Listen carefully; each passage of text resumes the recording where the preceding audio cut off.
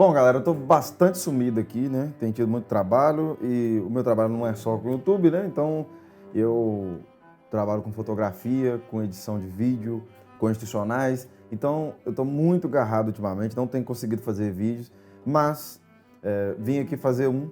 Eu não gosto desse formato de vídeo, não gosto de react, porque eu acho que a coisa mais fácil que tem é achar defeito na fala dos outros. Infelizmente, eu vou fazer parte disso agora, né? Mas eu vou fazer porque eu acho que este vídeo é extremamente problemático. Ele embasa as coisas mais complicadas que nós temos hoje no mundo, as visões mais problemáticas, não por causa dos agentes do vídeo, mas por causa do que esse tipo de visão gera nas pessoas. Então, eu estava assistindo esse vídeo, não gosto de fazer esse conteúdo, vou falar mais uma vez, mas assim, a gente precisa comentar esse tipo de visão para quem vê, né, o meu vídeo aqui e entender os problemas que tem nesse tipo de visão aí que é falada nesse podcast aí, né? Mais uma vez, como todo mundo sempre toma partido de tudo, né? Quando a gente critica alguma fala, alguma coisa, eu não estou nem criticando pessoas, eu estou criticando falas. Então, é muito importante vocês saberem que eu não tenho nada contra a pessoa ou as pessoas que estão aqui falando e tal. Eu vou falar sobre as falas e o porquê que elas estão equivocadas e onde elas estão equivocadas, porque tem muita coisa que eu concordo e porque elas são problemáticas. Isso é o mais importante de tudo. Mas não é um julgamento de valor. Certo, errado, gosto, não tem nada disso. Vou pegar frases específicas e vou falar o problema que ela pode gerar, em quais situações e por que na minha visão e pelo que eu consigo perceber da realidade, está errado. Beleza? Bom, né? Então, bora lá. Eu gosto de, por exemplo, a gente tava falando sobre o lance de ser mais velho ou mais novo e tal. Coisa pra mim, a parte mais legal, não é a parte mais legal, mas assim, uma das coisas mais fascinantes que tem pra mim é entender qual foi a lupa que o cara usou pra enxergar a vida e chegar aqui e me contar uma parte da realidade vista porque do jeito só ele consegue ver, cara. Eu acho isso muito foda, tá ligado? Então, pô, tô pensando aqui em, o que é Deus, por exemplo? Ó, primeira coisa, sobre essa fala dele aqui, eu concordo plenamente. Isso é maravilhoso. E é uma das coisas que a gente mais precisa fazer. Pegar a parte da realidade que alguém conseguiu aprender e pegar ela, né? Observar, ver se aquilo ali é realmente o que a gente enxerga na realidade, adotar o que daquela fala tem a ver com a realidade. Então você pega e adota o que você percebeu que é a realidade, né? Isso é uma coisa extremamente vantajosa e é o que a gente deveria fazer sempre. Lendo um livro, assistindo um podcast, conversando com alguém na rua, observe daquela fala, né, de tudo que está sendo dito, quantos por cento, né, tem a ver com a realidade, quantos por cento é realmente o que você consegue perceber na sua experiência com a realidade e adota aquilo para a sua vida. Isso não tem problema nenhum e eu concordo com ele. E o Igor é bem habilidoso para fazer esse tipo de interação com os personagens. Muita gente fala, é limitado intelectualmente, mas todo mundo é limitado intelectualmente. O Igor não se propõe a ser um intelectual. E ele é um cara que sabe muito bem conversar com as pessoas, extrair o que das pessoas de melhor, né, para o conteúdo do programa, para a interação do público. Então, ele extrai muito bem, sim, o conteúdo dos participantes. E essa fala dele aqui mostra muito bem isso, que ele tem curiosidade sobre a visão da pessoa, sobre a realidade. E é o que a gente deveria ter com tudo, né, com todos os tipos de conteúdo que a gente tem acesso. Dá um lá. Agora assim, genérico, todo mundo já pensou. Vai. Agora, só vou voltar aqui, porque aí ele começa o assunto do problema aqui, que é a existência de Deus. Aí é que tá, porque parece que o Igor é treinado em deixar bolas quicando. Ele deixa a bola quicando para o participante dele, e aí normalmente, se o cara tiver uma visão restrita, começa a ser o problema, né? Mas vamos lá. Mas assim, uma das coisas mais fascinantes que tem pra mim é entender qual foi a lupa que o cara usou pra enxergar a vida e chegar aqui e me contar uma parte da realidade vista porque do jeito só ele consegue ver, cara. Eu acho isso muito foda, tá ligado? Então, pô, tô pensando aqui em, o que é Deus, por exemplo? Um bagulho assim, genérico, todo mundo já pensou, vai. O que é Deus? Aí é maneiro pra mim ver o que os caras que sabidamente são mais inteligentes que uma galera pensaram sobre essa porra, independente do que sei lá, por exemplo, e aqui de Deus talvez não faça muito sentido, mas tá bom, não importa a religião, sabe? Vamos ver qual a região que ele tá, ou de onde ele nasceu e tudo mais. O que ele acha sobre esse assunto? Eu acho uma das paradas mais maneiras que tem pra gente fazer, inclusive no tempo vago. Aham. Tá ligado? Eu acho pra caralho também. Você é um cara religioso, não, né? Não sou religioso, cara, mas eu acredito em Deus, mas de um jeito. Assim, eu acredito em Deus. Como é que eu vou explicar isso? Ah, eu já sei. Quando o cara começa a falar que eu acredito em Deus da forma que. Ó, toma cuidado, pessoal. Toda vez que alguém for tentar se expressar, você já... já saquei tudo. Não, já peguei... Olha, normalmente já não sacou tudo. Uma alma humana é muito mais complexa do que a gente pode perceber à primeira vista e com 3 frases, né? Então, realmente, esse comportamento dele aqui é um padrão. A maior parte das pessoas que... Não, eu acredito em Deus. Mas o Deus de não sei o quê... É o Deus, eu concordo que a maioria, concordo com o Tinuca aqui, que a maioria se encaixa nisso, mas cuidado para assim, não, eu já sei, eu já peguei aqui o fio da meada, tudo. Frequentemente vão ver esse tipo de comportamento em pessoas com menos de 40, 50 anos. Na maioria das vezes são pessoas que não viveram muito, não têm noção da complexidade que é a vida, que são as pessoas, que é a interação humana, que é conseguir realmente fazer algo de substancial na vida. Às vezes são pessoas que já tiveram a criação de família, já têm a sua própria família. Então, ele já tem ideia da complexidade que é o matrimônio, criação de filhos, interação com família, interação com o meio social. E aí, ele, com 40, 50 anos, a maior parte das pessoas já começa a perceber que o negócio é muito mais complexo do que parece. Cuidado para começar a definir que você entendeu tudo. Não entendi tudo, eu peguei aqui o que ninguém conseguiu perceber até agora, e nós vamos chegar nisso aí mais pra frente, porque tem muito a ver esse tipo de visão aí, tá? Mas vamos lá. Tu é religiosão? Cara, não. Ih, quando o cara mete essa, meu irmão. Cara, mas ó, eu vou te falar o que eu acredito, mano. Eu acredito em 2 coisas. Eu acredito... O cara que chegou mais perto de definir Deus pra mim foi Spinoza. Então eu acredito no Deus de Spinoza, mas da mesma forma eu também acredito que Deus tá morto. E aí fudeu, né? Quando o cara começa também a contar assim é foda. Mas o Deus de Spinoza vai ser basicamente, eu acho que você acredita, tá ligado? A ideia de que Deus tá em todas as coisas, Deus só é. Total. Ele não é algo externo, tá ligado? Ó, primeira coisa, eu vi até nos comentários desse vídeo aqui, que o link vai estar aqui, né, embaixo, eu vou deixar ele aqui marcado. Se ele não tiver marcado, ele está passando aqui em algum lugar da tela aqui, do card e tal. A primeira coisa que eu vi é que nos comentários, o pessoal pegou muito bem isso aqui. Muitas pessoas pegaram, né? Que é a pessoa falar que eu acredito no Deus de Spinoza. Olha, o Deus de Spinoza normalmente... quando a pessoa fala, eu acredito no Deus de alguém, é porque aquele Deus é o que você conseguiu perceber. É o que você aceitou. É o que você consegue compreender. Aí você olha e percebe assim, olha, realmente esse Deus que ele está falando aqui é o que eu consigo perceber. Mas não quer dizer que você definiu a realidade. Quer dizer que aquela definição de Spinoza, no caso dele aqui, é a que mais se assemelha ao que você consegue perceber. E por isso, essa definição é boa. Você começa a achar que essa é a definitiva. Não está errado você perceber a visão de Deus ou de qualquer outro assunto de alguém. Essa não é a questão. O que eu acho é você começar a definir que o Deus de alguém é o Deus. Aí é um problema, mas ele vai explicar um pouquinho mais aqui e aí eu vou falar um pouco mais sobre isso. Mas eu não consigo explicar, vou começar a falar assim. O meu Deus é o Deus de Spinoza. Cara, mas o Deus de Spinoza é incrível. Ele fala basicamente que Deus... Ele não é um criador que criou a criação. Ele é a criação, ele é a natureza, ele faz parte do Ele mundo. É o conjunto de regras, ele é a gravidade, ele é 2 mais 2 é 4. É porque o Spinoza, ele fala, mano, que Deus é. Ele não precisa de um adjetivo. Ele não precisa ser algo, Deus tá aqui, Deus tá aqui. Não, ele é, ele só é, tá ligado? E aí isso é fascinante, mano. Porque ele não divide, tá ligado? Entender também, tá ligado? Assim, foge do que a gente... Quando você fala... Deus, em geral, quando você fala Deus, por exemplo, antes de eu parar pra pensar nessas paradas, falava em Deus, eu imaginava, sei lá, eu tentava conter Deus num ser.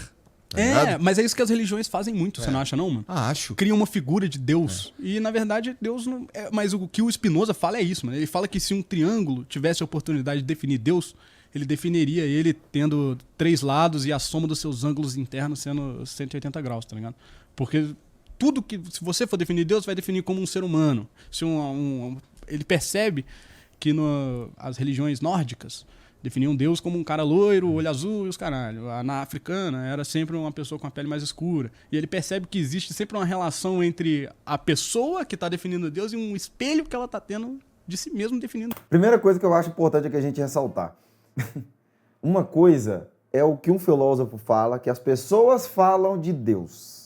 Outra coisa é aquele filósofo tentar definir Deus mesmo. Chegar mais próximo da definição que ele consegue de Deus. E essas duas coisas são muito diferentes. Quando alguém está dizendo assim, olha, o que a maioria das pessoas acha que é Deus, é o que cabe no imaginário dela. Eu concordo. O que a maior parte das pessoas consegue chegar de conclusão de Deus, ou de ideia de Deus, é o que já está no imaginário dela. Imaginar, contemplar uma figura infinita não vai fazer muito parte do ser humano, porque o ser humano não é infinito. Então, normalmente a gente vai tentar encaixar na nossa definição do que é real, do que é possível. E aí está um problema muito grande, essa questão da gente ver somente o que é a nossa definição como sendo o real. Se essas pessoas aqui traçassem a definição de Deus, delas especificamente, eu não me incomodaria. Não, Deus é isto aqui, X. Ele está falando de Spinoza, é a definição de Spinoza e é o que Spinoza fala que os outros falam. Não é o que ele acha de Deus.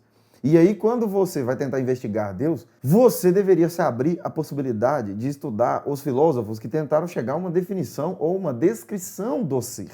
O primeiro que falou sobre isso foi Platão, logo após Aristóteles. Mas Aristóteles dá uma base de fundamento que até hoje não é refutada. Não, mas Kant refutou. Mentira. Kant tenta destruir qualquer capacidade do ser humano de ter uma cognição objetiva, de afirmar uma coisa sobre a realidade, de afirmar que conhece um determinado objeto. E é por isso que ele afirma que, como a gente não conhece o objeto, apenas a aparência fenomênica deles, não tem como a gente saber se aquele objeto teve uma causa primeira ou não. Porque se a gente não conhece um objeto, como a gente vai saber se aquele objeto tem uma causa primeira?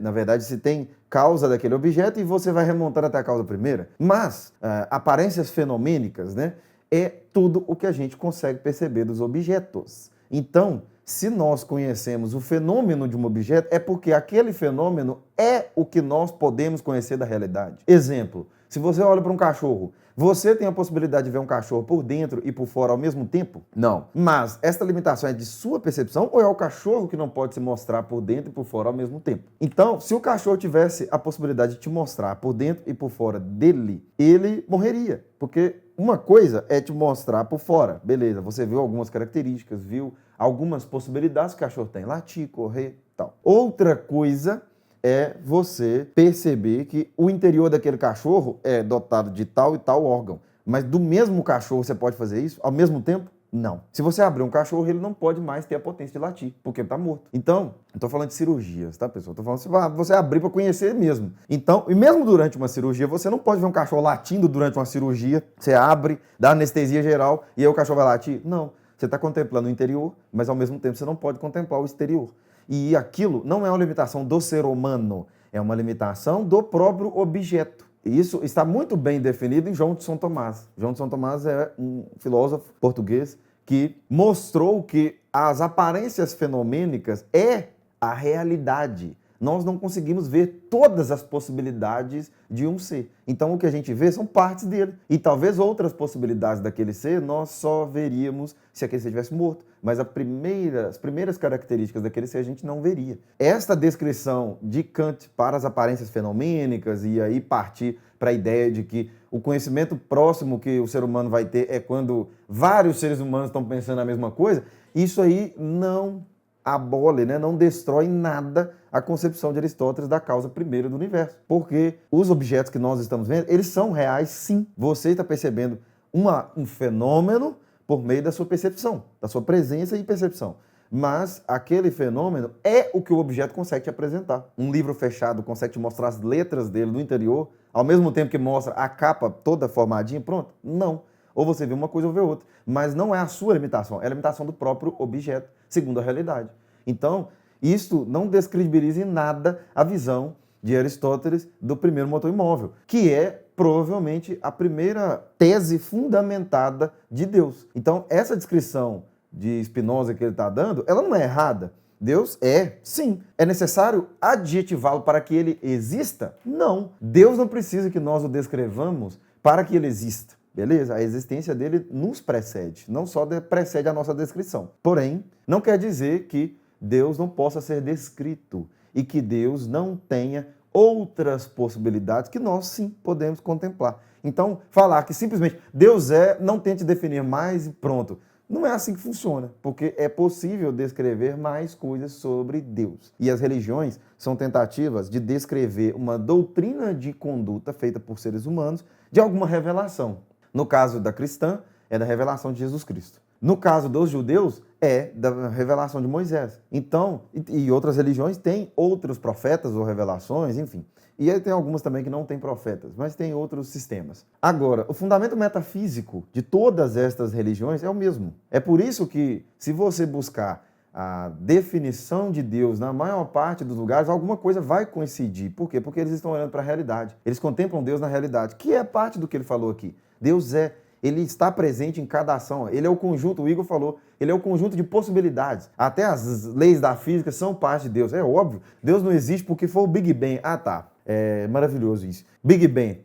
As partículas se uniram e em algum momento elas tiveram uma explosão e gerou o universo. Tá, por que elas se uniram? Por que as partículas tiveram aquela atração? O magnetismo, antes de existir a primeira partícula, para ela se unir, para os elétrons ficarem em torno de prótons e nêutrons, tiveram que existir leis físicas, leis da possibilidade universal antes da existência da matéria. Isto é Deus também. Então Deus, além dele ter sido o primeiro motor imóvel, né, o que moveu sem ser movido, ele é o ser que dá a possibilidade agora da matéria existir. Ele continua. Por quê? Porque as leis da natureza, entre aspas, porque no fundo é tudo lei de Deus, essas leis da realidade, a possibilidade universal continua existindo. É por isto que Deus não só existe, como ele é necessário.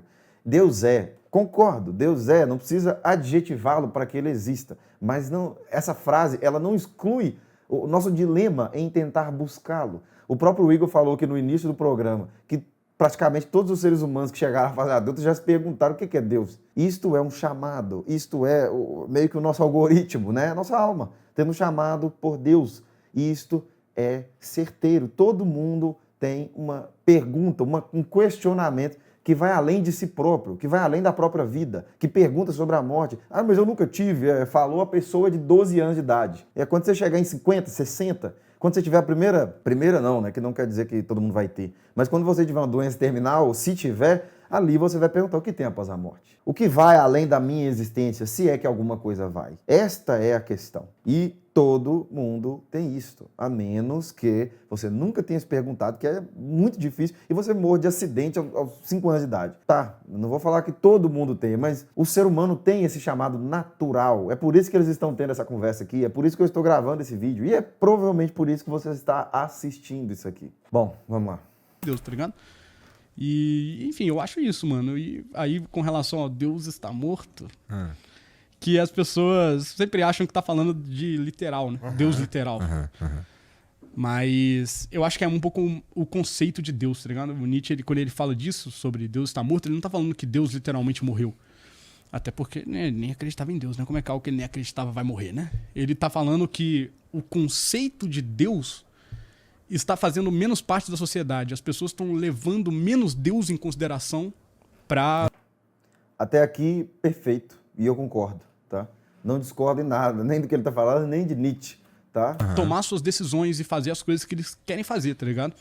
Então você pega... Isso é bom ou ruim, na tua opinião? Acho que isso é bom, mano. Porque quando você... É aqui um pouco relacionado à moral. Que a moral tá intrinsecamente ligada a Deus, tá ligado? E quando você tá se desvinculando um pouco mais dessa ideia de Deus, você tá, consequentemente, criando suas próprias ideias, tá ligado? Você tá se desvinculando disso. Se eu tomo uma decisão baseada, vamos lá, apenas levando em consideração que eu acho que Deus vai achar, eu não me coloco numa posição de tomar uma decisão um pouco menos cuzona.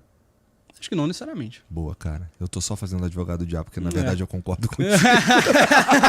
Que filha da puta, tentando me fuder. Não, mas é porque eu acho que não necessariamente mesmo, tá ligado? Ó, aqui provavelmente tá o motivo do meu vídeo todo, né? Completamente equivocado isso aqui. Mas aqui, isso aqui é um absurdo, assim, qualquer... Isso aqui tá faltando livro de história, gente. Tá faltando conhecimento de história, mas não é de história total, é de história básica. Não precisa nem ter livro de história. Isso aqui tá faltando se lembrar do nosso século passado. Se lembrar de que o conceito de moral excluído da sociedade, nós tivemos 2 guerras mundiais, nós tivemos pelo menos 2 genocídios e o pior deles, tá bem descrito aqui. Se eu fosse vocês, eu leria esse livrinho aqui. Ah, mas dá errado. Então prova. Escreve um livro refutando esse aqui, que eu quero ver, tá? Só esse aqui descreveu provavelmente 100 milhões de mortos. Então, peraí, né? Peraí um pouquinho. Então, esta questão aqui levantada, ela é um problema, mas é tão grande, tão grande, que é até difícil de descrever, é até difícil de pegar por onde começa. Primeiro, dizer que a ausência do pensamento em Deus é uma coisa positiva é não olhar para a realidade. Eu não estou falando que no caso deles precisa necessariamente de Deus para ser boas pessoas. Não, tá bom. Primeiro que eu discordo dessa visão, porque toda a nossa cultura, o nosso código de leis, a nossa Constituição, tudo isso é baseado na Bíblia. Para quem não sabe, a Constituição brasileira foi muito baseada na Constituição italiana. A Constituição italiana, por sua vez, foi muito baseada no Código Romano. E o Código Romano deriva de onde? Da Bíblia. Então, toda a concepção que normalmente nós temos de que roubar é errado, de que matar é errado, de onde é que veio isso, gente? De onde é que veio isso? Isso tudo saiu daqui. Porque se você pegar civilizações que não tem este livrinho aqui, que de livrinho não tem nada, se você pegar civilizações que não tem este livro como base da sociedade, muitos lugares permitem homicídio, muitos lugares permitem que os pais, né, excluam da vida os filhos que eles não acharem interessante. E até pouco tempo isso acontecia, por exemplo, na China, principalmente quando era mulher. Toda a concepção de que a exclusão da moral religiosa torna o mundo um lugar melhor, isso não se confirma na história. Uma coisa é essas duas pessoas aqui acharem que eles podem ser boas pessoas sem a moral religiosa. Estou discordando dessa possibilidade, não. Eu discordo é que não tem nenhuma raiz religiosa no que eles acham que é moral, ou no que eles acham que é ético, que no fundo as duas palavras são a mesma coisa, as pessoas acham que são duas coisas diferentes. Existe sim um código de ética, isto é a moral, porque quem não sabe a palavra é a mesma coisa, ética é o nome grego para moral. Então, eles têm uma conduta baseada muito num livro que eles não sabem o que é. E aí entra na primeira questão, eu acho até que ele vai falar mais pra frente aqui, sobre você não pensar com uma religião e começar a pensar com a própria cabeça. Ai, meu Deus. Toda vez que eu vejo alguém dizendo, não, eu penso com meus próprios miolos, eu tenho medo disso, porque quase sempre quem diz isso é quem pensa com pouquíssimas pessoas como referência. O Tinoco aqui até agora ele citou 2 pessoas, 2 autores, Spinoza e Nietzsche. Nenhuma das visões dele foram além dos 2. Então ele não pensa com a própria cabeça. Ele pensa com a cabeça do Nietzsche e do Spinoza. Essa é a verdade pura e simples. É lógico que tem mais influências na vida dele. Tem a família, tem as pessoas que convivem próximas dele, tem a nossa sociedade que vai mostrando algumas coisas que ele começa a definir que é certo ou errado. Mas as opiniões que ele está levando muito em conta são Spinoza e Nietzsche. E ele está aqui respondendo e voltando um monte de frase dos 2, que se não me engano ele mesmo vai reconhecer a ironia dessas falas dele. Mas o que a gente precisa excluir um pouquinho esse pensamento de que nós pensamos com a nossa própria cabeça. Gente, rastreia as opiniões que vocês têm. Normalmente as opiniões de você estão saindo de 1 ou 2 pessoas, 3. Essa febre de opinião que as pessoas têm hoje na internet, isso aí é um câncer, é um problema, porque a maior parte das pessoas não tem opinião própria nenhuma. O que você está replicando são frases que você ouviu em algum lugar e você gostou da frase. Você acha que faz sentido e você começa a replicar. Então pensar com a própria cabeça, isso aí... No caso do ser humano, simplesmente não existe. Mas, Patrick, como é que a gente vai fazer então? No final das contas, eu provavelmente vou falar mais pra frente isso aqui, né? Mas no final das contas, o processo que existe gente, volta a ler Aristóteles, pelo amor de Deus. O final das contas é o que Aristóteles determinou. Ele tem um tratado de lógica que até hoje é usado, porém, o que Aristóteles usa para investigar a verdade é a dialética. O que é dialética? É pegar uma opinião aqui, outra opinião aqui, confrontar as duas e ver o que faz sentido. Concluir uma tese daquilo vai para a próxima opinião, pega mais 2, 3, 10, 20, 30 opiniões sobre aquele assunto, sintetiza isso e tenta chegar numa conclusão. Olha, não cheguei numa conclusão. Tudo bem. Vários diálogos de Platão não chegam a conclusão nenhuma, principalmente os mais curtinhos. E por que a gente tem que chegar? Por que essa pressa de definir as coisas? De definir o certo e errado, o bem e o mal? Então, essa angústia da dúvida que o ser humano normalmente não consegue viver, né, ruminando isso, ele tenta responder o negócio de bate-pronto. E normalmente é aí que o negócio descamba. Porque ali, provavelmente, você vai pegar uma opinião que você gostou, não a verdade, mas a que você gostou, e vai replicá-la como sendo a verdade. Esse é o problema. Sei lá, mano, acho que não tá diretamente ligado. Acho que nem tudo que a igreja fala que é bom é bom. É, porque senão... Ali deveria ter uma pessoa para falar assim, o que, por exemplo? O que, por exemplo? Deixa aqui nos comentários. O que, por exemplo? Quem sabe a gente pode fazer um vídeo sobre isso.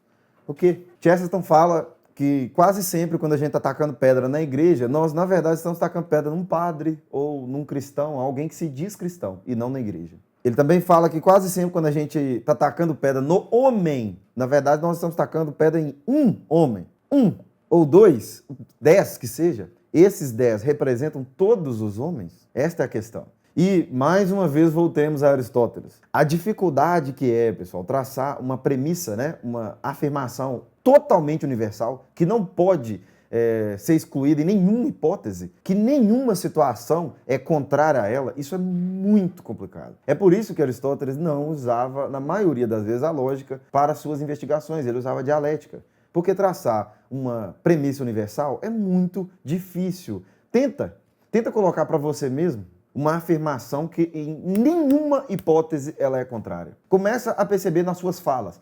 Nenhuma situação é contrária a isso que eu estou dizendo. Nenhuma, nunca. O homem é não sei o quê.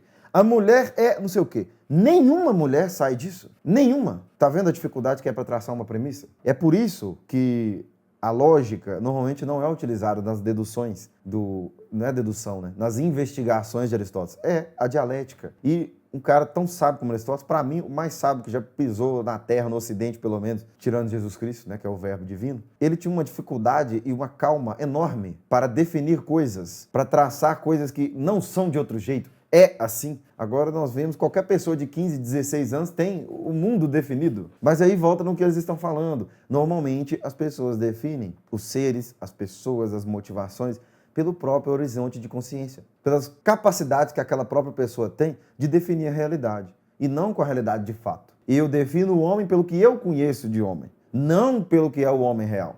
Eu defino a mulher pelo que eu conheço das mulheres, não pelo que são todas as mulheres reais. Esse é o problema. Isso que eu tô falando, isso que eu acabei de falar aqui, por exemplo, defenderia o fim do Estado laico, por exemplo. Pô. Né? Significa que um Estado que, sei lá, que respeita as leis de Deus é melhor que um Estado que toma as decisões baseadas no que está acontecendo aqui na verdade. Exato, mano. Eu acho que isso é uma transferência de responsabilidade das suas próprias decisões, tá ligado? Não sou eu que tô tomando essa decisão, é a Bíblia que tá mandando eu decidir isso, tá ligado? Eu fazer isso, eu agir dessa forma. Acho que é um pouco de você ter um pouco mais de... tá um pouco mais vivo, tá ligado? Mais consciente. Por que você tem que tomar a sua própria decisão contrária à Bíblia? E por que a sua é melhor do que a Bíblia?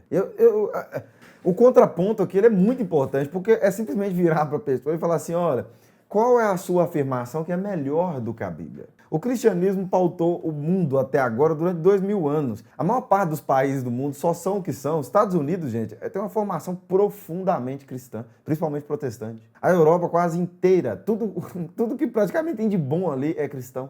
Não é à toa que estão tentando destruir todos os símbolos cristãos possíveis. Por quê? Porque é óbvio que lutar contra a coisa que é a mais forte é muito prazeroso, né? É muito atraente, né? Não é que é prazeroso, mas é atraente. Então, é óbvio que estão tentando quebrar a coisa que sempre teve mais significado nas pessoas. E é muito comum as pessoas falarem esse tipo de coisa sem ter a consciência mínima de que, inclusive, a segurança que ela tem para a casa dela é pautada por uma Constituição que é pautada, em última escala, na Bíblia, em constituições que foram derivando do Código Romano, e o Código Romano, por sua vez, considera as coisas, os mandamentos, como referência do que é crime e do que não é. Óbvio que vários não se aplicam totalmente, né? Mas por que, por exemplo, as coisas mais bobinhas, por que as pessoas têm um dia de folga na semana? Será que na China todo mundo tem um dia de folga na semana, igual é nos países que têm raiz cristã? Olha lá. se não tem que santificar um dia? Os feriados, que todo mundo se diverte aqui, a maior parte dos feriados aqui no Brasil são cristãos. Por que nós temos o conceito de que tirar a vida de alguém é errado? Por que nós temos o conceito de que roubar alguém é errado? Vocês acham que na história inteira foi assim? Na história inteira, as pessoas viam as coisas dos outros e respeitavam. Por quê? Porque roubar é errado. Nem hoje respeito. Mas, né, vamos partir do princípio que mesmo quem faz sabe que é errado, porque tenta esconder. E também porque a nossa Constituição fala que isso é um crime. Então, este crime, ele existe por quê? Ou o pessoal não sabe que tem tribos indígenas que realizavam, que eram canibais, ou que realizavam sacrifício de criança. Inclusive tem religiões até hoje que fazem isso. Eu fico de bobeira quando as pessoas determinam que uma coisa não faz a menor diferença quando 70%, 80% da vida delas tem como base aquilo que ela determinou, que não faz a menor diferença. O próprio fato da pessoa falar uma coisa e vai contra o que ela está dizendo, contra a vida dela. Entendeu? As pessoas não percebem que tem esse paradoxo na própria fala. A segurança desses dois aqui nesse estúdio agora está provida pela nossa Constituição. Constituição essa que eu já disse, foi derivando até chegar nesse livro aqui.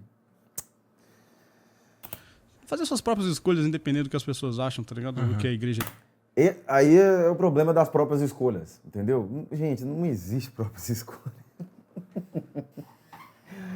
Quais são as próprias escolhas que um bebê faz? Se não tiver os pais para afirmar o que é certo e o que é errado, quem é que tirou alguma coisa de algum lugar? Não, mas eu não aprendi com meus pais. Então você aprendeu com quem? Eu aprendi com a realidade, mas a realidade são pessoas. Então, no final das contas, é óbvio que o processo de educar é um ato individual. Você está buscando informação, conhecimento, beleza. No entanto, você está buscando de onde? De onde? Não, mas eu não estou vendo de outra pessoa, eu estou assistindo um documentário. O documentário foi feito por quem? Quem está falando aquilo? Você está o tempo inteiro pegando a opinião dos outros. A questão é se você sabe de onde está saindo aquilo, se você sabe rastrear de onde saíram suas opiniões e por que elas estão certas ou erradas. E como que você vai saber disso? Somando a maior quantidade de opiniões possíveis e vendo o que daquilo tem a ver com a realidade ou não. Mas falar que você gera a sua própria opinião e que você pode excluir a opinião dos outros, e isso é o maior equívoco do mundo. Quase todo mundo que fala um negócio desse, no fundo, está falando e pedindo para os outros fazerem o que nem ele consegue. Esse é o problema. Tudo que a gente está falando aqui resume a... Cara, se a gente tivesse mais pensamento crítico e a gente...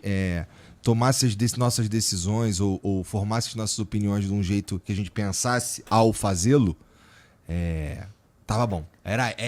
Gente, pensamento crítico é a coisa que o ser humano primeiro aprende a fazer. Pensamento crítico é reclamar, é questionar o que está sendo dito. A primeira coisa que o ser humano aprende a fazer é reclamar. Pega uma criança, vai contra o que ela está querendo, o desejo dela, ela vai reclamar. Pensamento crítico e lixo é a mesma coisa, entendeu? O que importa não é pensamento crítico. O que importa é somar a máxima quantidade possível de visões sobre algum assunto e sintetizar a sua opinião daquilo, se é que você vai conseguir sintetizar alguma coisa. Mas isso não é pensamento crítico. Isso, no final das contas, é só você vendo tudo o que foi dito sobre um assunto e tentando achar a unidade daquilo, tentando perceber o que daquilo tem a ver com a realidade. Mas o pensamento crítico individual, isso aí todo ser humano, um bebê consegue fazer. É reclamar de tudo, choramingar, eu tô com fome, fome. E isto é o que o ser humano aprende a fazer primeiro. A crítica de tudo quanto existe. Isso aí é marxismo, entendeu?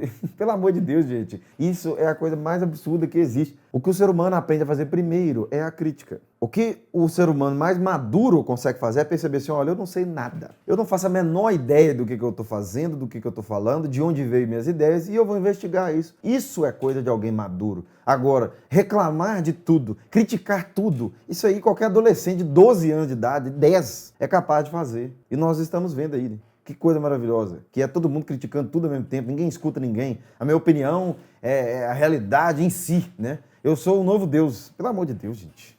Isso que a gente quer. Né? Porque é isso que eu tô tentando também.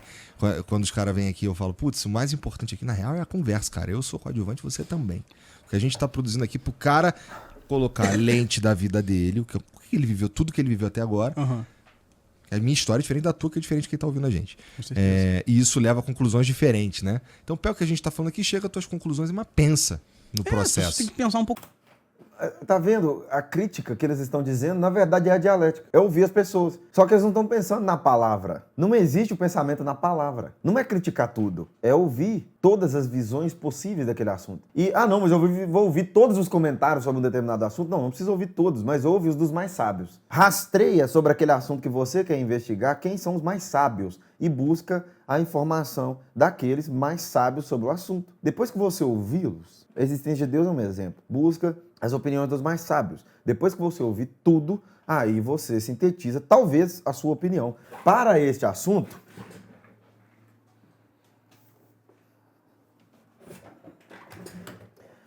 esse livrinho aqui é um dos melhores, se não o melhor, que tem sobre esse assunto. A Última Superstição, do Edward Feser. Este livro aqui pega este assunto da existência de Deus e faz um mapeamento do que cada um dos mais sábios, né, disse sobre o assunto. Inclusive, os dois lados, tá, pessoal? Ele fala de Platão, fala de Aristóteles, fala de Santo Agostinho, de São Tomás de Aquino, mas aí ele fala de Richard Dawkins, ele fala sobre Kant, ele fala sobre Nietzsche, ele fala sobre vários que eram ateus. E pega a opinião dos dois e sintetiza a dele e tenta te transmitir também a opinião dele. Isso aqui é um estudo sério sobre o assunto. Não a opinião de duas pessoas, tá? São de várias. E de preferência pessoas que discordam. E escuta o argumento desses que discordam entre si e sintetiza a opinião dele. Se você tem alguma questão sobre esse assunto, este provavelmente é o melhor livro que existe atualmente sobre esse assunto. Mais por conta própria, tá ligado? Parar de só ouvir o que as pessoas dizem e levar isso em consideração. Essa parada do Deus tá morto, mano, quando você pensa que em, 150 anos atrás, as pessoas levavam Deus em consideração pra fazer tudo, mano. Tudo, tá ligado? Tinha as mulheres da época não tomavam banho pelada porque elas estariam, tomando pelada. Isso é uma heresia. Tô pelada na frente de Deus, tá ligado? Tá aqui comigo. Tá ligado? E aí você começa a desvincular essas ideias e começa a chegar nas suas próprias conclusões. É um exemplo prático da vida, né? Mas muito mais na mente das pessoas isso aí, tá ligado? Sim. Só que aqui tem um problema. Pegou um exemplo aqui, que eu não sei de onde ele tirou, que as pessoas faziam isso aí, mas não faz o menor sentido ele pegar um exemplo de uma pessoa que é só bobinha, que não faz... não tem uma visão real de Deus, porque Deus é isso aí mesmo. Ele tá te vendo pelado, mas foi ele que te criou. Se Deus é onipotente, onipresente, faz algum sentido você ficar com medo dele ver o seu corpo. A matéria foi criada por ele. Agora, pegar um exemplo de alguém que só teve um raciocínio bobinho sobre Deus e usar isto como uma descrição de que é errado pensar em Deus em cada decisão.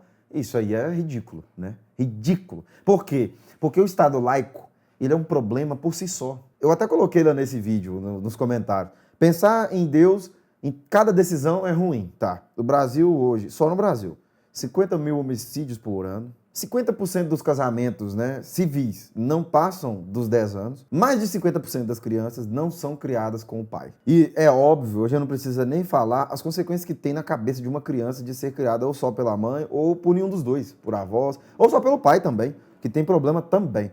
Eu estou dizendo sobre uma família disfuncional e uma criança crescer nesse ambiente. Tem maior propensão à depressão, tem maior propensão a cometer crimes.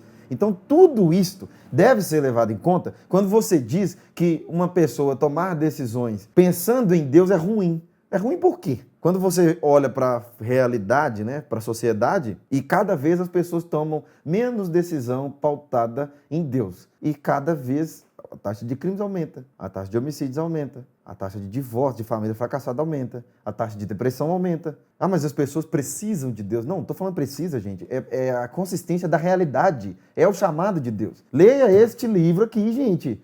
Se você está achando que eu estou falando uma coisa que é só a minha superstição, vai entender o porquê que ele está falando que é a última superstição. Vai ler primeiro. Depois você deixa aqui nos comentários a sua opinião aí, que você levou 15 segundos para chegar nela. E outra coisa.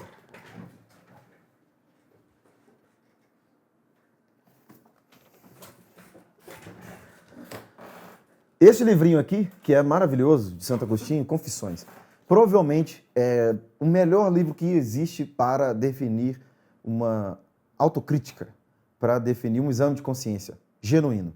Por quê?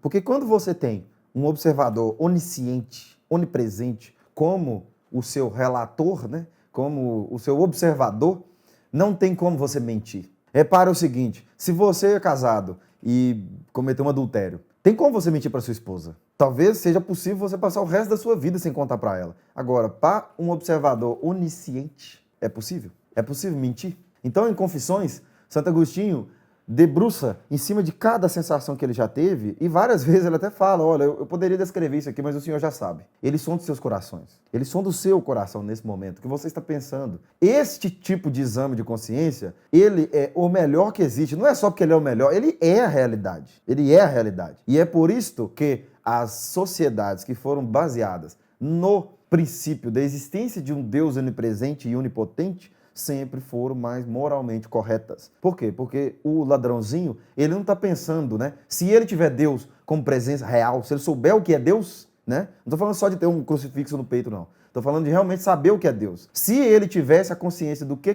é Deus, ele não pensaria só em esconder o crime que ele vai cometer da polícia ou de alguém que ele conhece. Ele pensaria em esconder de Deus. E tem como? Não tem. Então, todo mundo que tem uma consciência real de Deus não vai conseguir esconder nada. Mesmo que você faça, você está fazendo sabendo que é errado.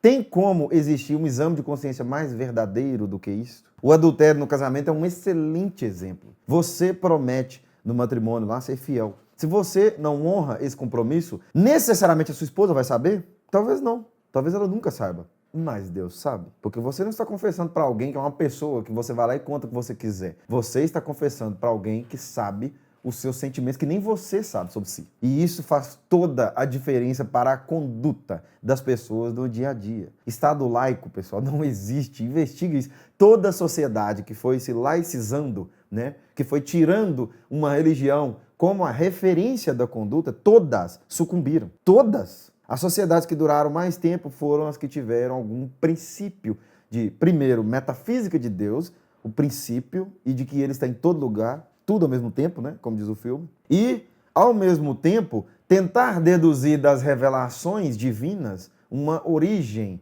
para uma moral, um código de leis e um código de conduta. Inclusive, a nossa própria sociedade é baseada nisso. E quanto mais for se perdendo essas visões, pior vai ficando. É muito fácil falar isso, enquanto a sociedade ainda tem um mínimo de organização, um mínimo de paz, decência, segurança. Não é, o Brasil não é o lugar mais seguro do mundo, mas nem de longe, né? Não está nem entre os 10 mais seguros.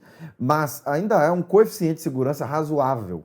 Por quê? Porque nós ainda temos leis que, em alguma escala, funcionam. Pouco, sim, mas funciona. As pessoas ainda têm uma dose de medo. E se não for nem crime? E se o roubo não for crime? E se o homicídio não for crime? Se você puder tomar de alguma pessoa na hora que você quiser, imagina o que seria esse país. É até difícil de imaginar, porque a gente nunca viveu isso, mas é possível. Estudem, leiam um livro que chama O Outono da Idade Média e percebam, né, o que era fazer uma viagem, por exemplo, na época da Idade Média. A insegurança que era, o perigo que era. Bom, vamos lá. Sim. E tem uma outra parada também, que a gente já falou sobre isso aqui, que é o lance que tem a ver com o pensamento crítico também, que, tu já vi uns caras argumentando, mas tal coisa que tu falou tá errado, porque eu li no livro de não sei quem, que, não é assim que funciona. Caralho, mas é porque tá escrito no livro, então essa é a realidade da vida. Não é assim, não necessariamente, porra. Tenha suas próprias ideias, mano. Seja um pouco mais consciente, tá ligado, mano? Porra, tem que acreditar nas paradas. Eu entendo. Quem falou no vídeo, porra. Tu tá errado, porque eu não sei quem falou no vídeo o contrário e ele tá baseado no livro tal. Qual é, mano? Porra, irmão. Pensa um pouco sozinho, por si próprio, tá ligado? As pessoas ficam muito levando em consideração o que os outros falam só pra... E levam mesmo pra vida, e é isso, tá ligado? Eu acho que é um pouco disso que a gente falou lá no início, mano. Da verdade em si. As pessoas acreditam que tem uma verdade e aí você fica nessa, tá ligado? Aí você começa a achar que o que você tá fazendo é verdade, mas...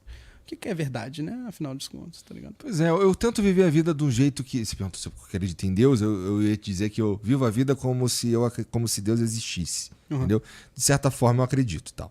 E assim, de um outro jeito, na verdade, de um outro aspecto, eu também tento viver a vida sem ser cuzão. Regra número 1 aqui, não seja um cuzão, cara. Mas Se tu não tá tentando atrapalhar ninguém, nossa, tu já tá ajudando muito. É porque eu não acho que tá ligado diretamente relacionado à existência de Deus com você ser um cuzão ou não, tá ligado? E aí, pô, eu vou ser hipócrita e falar que tá num livro. Mas assim, usar o livro... Não tô falando que... O problema é você usar o livro como se aquilo ali fosse uma absoluta verdade inquestionável. Exato. Entendeu? Não é isso, é uma não base. Não é isso, é uma base. Mas é porque os irmãos Karamazov de Dostoiévski. É muito legal. Demora 1 minuto, 30 segundos para a pessoa falar algo que contradiz o que ela acabou de falar. Gente, não existe pensar com a própria cabeça. Ninguém está pensando só com a própria cabeça. Você pode usar a sua cabeça para pensar, mas você sempre está usando tudo o que você pensa, o que você conhece, o que está à sua volta, entendeu? Tudo o que está à sua volta, você está pensando com aquilo. Então, quando você usa um livro, uma passagem, não é porque Aristóteles é o novo Deus, ou Platão é o novo Deus, Tomás de Aquino é o novo Deus. Não, é porque o que eles disseram tem muito a ver com a realidade. Eles até ponderam isso aqui um pouquinho.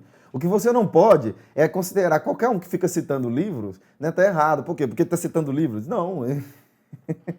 Quem está pensando com a própria cabeça tirou aquela opinião de onde? Toda vez que alguém disser que você não pode citar um livro, porque aquilo não é verdade especificamente, a próxima fala da pessoa, você pergunta de onde você tirou isso que você está falando. Se ela não citar um livro, ela vai falar de uma coisa pior ainda. Não, Aristóteles falou tal coisa. Não, Chesterton disse tal coisa. Não pega esses caras como referência, né? Eu assisti num podcast do não sei o que. Pelo amor de Deus, gente. Mais uma vez, não quer dizer que Aristóteles vai estar sempre certo e o podcast vai estar sempre errado. Não é isso. Em vários podcasts, inclusive, falam sobre Aristóteles. A questão é, olha para o que está sendo dito e olha para a realidade. E aí teve uma frasezinha até complicadinha, assim. As pessoas acham que existe uma verdade. Mas é óbvio que existe uma verdade. É óbvio. Você não pode misturar a dificuldade que você tem para chegar na verdade com o fato da verdade existir ou não. É óbvio que ela existe. Sempre, pelo amor de Deus, mas não existe a verdade. É relativismo absoluto, então. Não existe isso, gente. Toda pessoa que prega relativismo e que não existe a verdade, você pode esperar 30 segundos que ela vai cravar a verdade dela na sua cabeça na próxima oportunidade que ela tiver. Não existe uma verdade. Mas fulano disse isso aqui, né? Toda vez que alguém começar com essa conversinha, desconfie. Porque quase sempre alguém que está dizendo que não existe uma verdade vai tentar colocar uma verdade dela na sua cabeça na imediata sequência. Não existe uma verdade, mas me escuta. Gente, pelo amor de Deus. Vai estudar programação neurolinguística? Vai fazer isso com outro. Na verdade, quem está fazendo isso provavelmente estudou. Algum tipo, né? Mas a vítima estuda, gente. Pelo amor de Deus, estuda. Vamos lá, né? Já deve ter 1 hora esse vídeo já. Tem uma frase lá, um dos irmãos, tá ligado? Ele fala assim, se Deus não existe, logo tudo é possível. Logo tudo é permitido, tá ligado? Tipo, se Deus não existe, logo a moral que envolve Deus também não vai existir, logo você pode fazer o que você quiser, sair aí matando pessoas e tudo mais, mas não é exatamente isso, tá ligado? A sociedade ainda... Não é exatamente isso para você, meu caro. Porque para muita gente é. Para muita gente é. No século passado aí nós tivemos várias pessoas, não é que elas duvidaram que existe uma verdade, é que duvidando que existia a verdade, elas teve que adotar o que elas acham na vida como a verdade absoluta. E não só adotar para ela, tem que impor a verdade aos outros, porque eu descobri a nova Nárnia aqui, eu achei a verdade absoluta, e aí para o mundo ser melhor eu preciso colocar isso na cabeça das pessoas, né? E nós tivemos um tio do bigodinho aí que tentou fazer. Nós tivemos outros também com bigodes que tentaram fazer. Então, gente, por favor, né? Não vem com essa história, primeiro, de que não existe verdade, porque normalmente isso aí está sendo dito por pessoa que vai cravar, tentar colocar na cabeça a sua verdade dela. Não existe esse negócio de que as pessoas, elas vão ser boazinhas por si só. Pode ser que o Tinoco seja, pode ser que o Igor seja, eu nem concordo, né? Eu sou cristão, eu não concordo que as pessoas são boazinhas por natureza. Mas pode ser que eles tenham uma conduta correta, tentando fazer o que eles entendem que é o melhor, mas o que eles entendem que é o melhor está saindo de onde? De onde eles estão tirando o conceito de bem e mal? Porque todo ser humano vai tentar traçar o conceito de bem e mal. Talvez essa é a primeira coisa que a gente faz na vida. Certo, errado, bem e mal. Então, de onde está saindo? De onde está saindo a sua visão? Eu não posso tirar do livro. Mas você está tirando de onde? Normalmente a gente tira muito dos nossos pais, porque são as pessoas que a gente convive mais no início da vida. Quanto saiu deles e o quanto saiu dos nossos amigos, da escola, da professora, do livro X, Y, do filme. E aí? Né? E aí? De onde está saindo isso? Existe, o convívio social ainda existe, independente da existência de Deus. A praticidade da vida ainda existe. Eles acabaram de falar que Deus é tudo, Deus é... e o convívio social existe além de Deus. Deus não está em tudo. Ele não é presente em tudo. Ele não é a constituição das leis físicas. Então, como é que o convívio social existe independente de Deus? Por exemplo, é prático que a gente vive em sociedade. Uhum. ao invés de ser nômade. Pô. Né? Sim.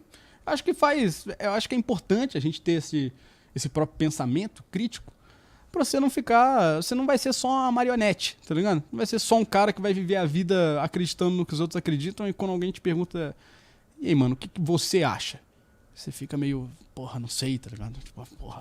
O único jeito de você não ser uma marionete é conseguir reunir o máximo de opiniões possíveis e conseguir raciocinar com todas. Ah, não, eu não quero ser marionete de todos. Ah, então parabéns, você vai ser marionete de um só, de 2. Até agora aqui citou 3 livros. Dostoiévski, espetacular, né? Mas não com essa visão que ele está tendo aqui, né? Falando sobre a vida mesmo, 2. Ele está pensando com dois autores. Não, eu não quero ser uma marionete de fulano ou de Beltrano, não, mas você está sendo de Spinoza e de Nietzsche. Quer dizer que está certo ou errado? Eu não estou fazendo nem essa avaliação aqui. Eu estou dizendo que o próprio fato deles dizerem que tem que ter um pensamento crítico é refutado pelo fato de que eles não estão tendo um pensamento crítico sobre a doutrina, a explicação da realidade de Spinoza e de Nietzsche. Essa ele está adotando de ponta a ponta, ou pelo menos na maior parte. Então ele não está pensando com a própria cabeça. Ele está pensando com a de Nietzsche e de Spinoza. O que não tem problema. Eu não recomendo que as pessoas não leiam alguma coisa. Pode ler, deve ler, na verdade. O que eu recomendo é leia Nietzsche, leia Spinoza, mas leia Aristóteles, leia Platão, leia Tomás de Aquino, leia Agostinho,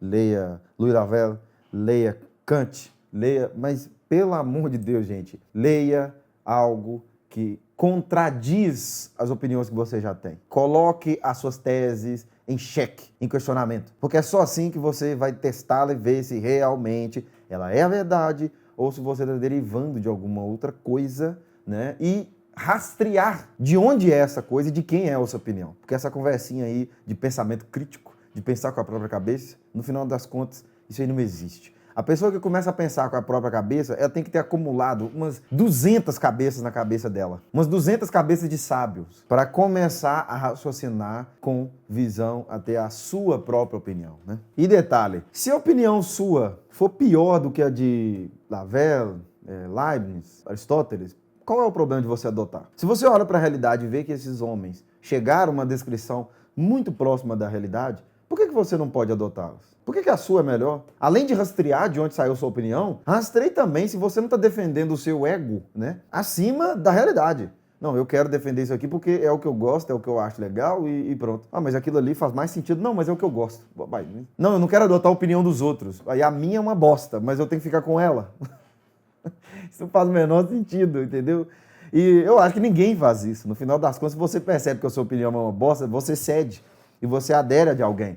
Mas nós estamos fazendo isso com todo mundo, entendeu? Não vai no podcast X e Y, escuta só o que eles estão falando e começa a replicar aquilo. Vai no podcast, assiste, vai nos livros de Leibniz, vai no livro de Aristóteles, vai no livro de Kant, vai no livro de Platão, vai no livro de Nietzsche, vai no livro de Spinoza, de Ortega y Gasset, vai no livro de todo mundo. O máximo que você conseguir. Depois disso tudo, ou pelo menos com bastante conteúdo ali ruminado na sua cabeça, você talvez comece a ter alguma opinião sobre alguma coisa. Até lá, você só está replicando a visão dos outros. Gente, vai ler esses caras. Se você ler só um, você vai aderir à opinião deles, porque esses caras são muito inteligentes. Eles eram mesmo muito inteligentes. Então, cuidado com pegar a opinião de 1, 2, 3 pessoas só e começar a replicar elas como a verdade absoluta. Não. E eu tô falando para vocês as falas de Aristóteles, mas leia ele e leia o contrário. Eu tô falando justamente para vocês colocarem as falas de Aristóteles em xeque. Vocês vão perceber que ele acertou muito mais do que errou. E olha que ele disse as coisas que disse há 2.400 anos atrás, mais ou menos. Aí você percebe o tamanho do cara. E mesmo vindo revelações cristãs, né? Revelação cristã, os profetas, né?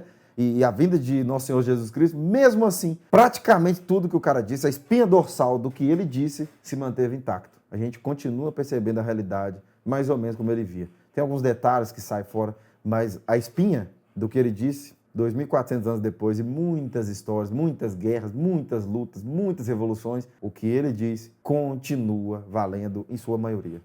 Sei lá. Geralmente eu não sei, tá? Não, mas é o que a gente tá falando. Você não sabe, eu também não sei. Mas a gente, tenta entender, ou tenta ter uma opinião, tenta criar uma linha de raciocínio em cima das quando coisas. alguém me pergunta alguma coisa, especialmente quando é assim de bate-pronto, eu fico, caralho, tá bom, vamos lá. Quais são as lentes que eu geralmente uso para analisar uma questão como essa? Tá ligado? E aí vamos, né? E aí tem a ver com o tanto que eu já vivi e tal. Por isso que eu acho que, eu para escrever um livro, por exemplo, tem que viver mais para poder olhar as coisas com uma lente um pouco mais atualizada. Sim. Né? Mas se você ficar esperando o melhor momento pra escrever o livro, você nunca vai escrever, tá ligado? Você sempre vai ter alguma coisa... O melhor momento é uma coisa, o momento ideal é outra. Eu concordo que não existe momento ideal, mas escrever um livro antes de entender minimamente o assunto que você disse e os principais livros sobre aquele assunto e as principais pessoas que falaram sobre aquele assunto, isso é irresponsabilidade. Eu não tenho capacidade de escrever um livro sobre nenhum assunto. Eu não estudei nenhum assunto a fundo no nível de escrever um livro. E eu sou humilde o suficiente para falar isso, eu sou burro em todos os assuntos. O problema é quem acha que 2 ou 3 livros, ou sequer nem isso, é o suficiente para escrever um livro. Não existe momento ideal para escrever um livro, mas existe o mais propício. O mais propício é quando aquele assunto que você está escrevendo, na sua cabeça, já está tão desenvolvido e você já estudou tanto sobre ele que você já começou a sintetizar alguma coisa, alguma opinião que faça sentido. Mas se aprender. É verdade, pô. Então. Talvez seja melhor mesmo. Eu acho que, mano, chega um momento que às vezes só tem que sentar e escrever o livro mesmo, tá ligado? Se você ficar esperando o dia ideal, o jeito certo, a forma correta de fazer... Tu gosta de escrever? Gosto. Afinal, tu escreve o jeito que você vai fazer o vídeo, Todos né? os roteiros sou eu que escrevo. Pois é. E gosta de escrever a ponto de escrever um livro? Cara, quero escrever um livro. A gente tá pensando já em lançar, porque a gente, igual eu falei, não tem as pesquisas. Aham. Então ela já tem uma base gigante. Eu só quero pegar e acrescentar. Eu acho que agora, a partir de agora aqui, não vai ter conteúdo nenhum que vai ser irrelevante, não. Mas a síntese do vídeo é esse, pessoal. Não falando mal de pessoas, como eu disse no início, não tem nada a ver. Mas tome cuidado com o que você define como sendo o seu próprio pensamento crítico. Tome cuidado com o que você acha que é a sua própria opinião, porque no fundo é a opinião de 2, 3 pessoas que conviveram muito com você. E você foi ouvindo ou assistindo conteúdo de alguém e começou a replicar as frases. E não está nem percebendo isso mais. Então a verdadeira busca pela verdade é quando você, com honestidade, com simplicidade, percebe, olha, tem 183 pessoas muito sábias que falaram já sobre esse assunto. Eu preciso ouvir o que elas disseram. Até para saber se para eu falar algo, alguém já não disse. Ou aquilo que eu disse, ou o contrário. Então, para escrever livro, ou para gerar conteúdo, ou para fazer qualquer outra coisa sobre um determinado assunto, para opinar sobre os assuntos. Eu sei que a maioria não vai fazer isso, mas o ideal seria isso. Principalmente para quem exerce muita influência, para quem tem muito seguidor. Sobre um determinado assunto, seria muito importante que você estudasse as principais mentes que pensaram naquele assunto e sintetize o que você gerou daquele conteúdo. Será que o Tinoco já leu algum desses 2 livros aqui para entender que, primeiro, a existência de Deus ela não é relativa e esse Deus de Spinoza aí ele é muito, muito superficial sobre o que realmente é Deus? E sobre este livrinho aqui, né, para eles acharem que ter um observador onisciente, onipresente, onipotente, não faz a menor diferença nas ações humanas. Isso está equivocado. Eu acredito que nenhum dos 2 leram estes livros. Não sei, não vou ter certeza não. Mas eu acho que é muito importante a gente ter seriedade, porque nesse momento nós temos um impulso para falar a nossa opinião, né, para se manifestar sobre todo assunto. E tem alguns que simplesmente a gente não sabe nada. E a gente só deveria ser humilde o suficiente para falar assim, eu não sei, eu não faço a menor ideia. E o que eu estou falando aqui sobre as falas deles não é que eu sei ou que eu não sei. Eu falei assim, olha, é mais do que eles estão falando aqui. Então vamos investigar e vamos tratar os assuntos com muita seriedade, porque é muita gente que vê isso aqui. É muita gente que assiste o canal dos 2, que são canais enormes. Então vamos ter um pouquinho mais de cuidado. Eu nem acho que ficar tão focado em Nietzsche assim é uma coisa tão positiva, não. Eu acho que basear a própria vida em Aristóteles, Platão, Tomás de Aquino faz mais sentido. Gostou do conteúdo? Gostou desse formato de vídeo? Deixa aqui nos comentários. Se não tiver gostado, pode falar também. Deixa seu like se você gostou. Se você discorda ou concorda comigo, né? Vou dar um estímulo à opinião. Deixa aqui nos comentários e até o próximo vídeo. Valeu!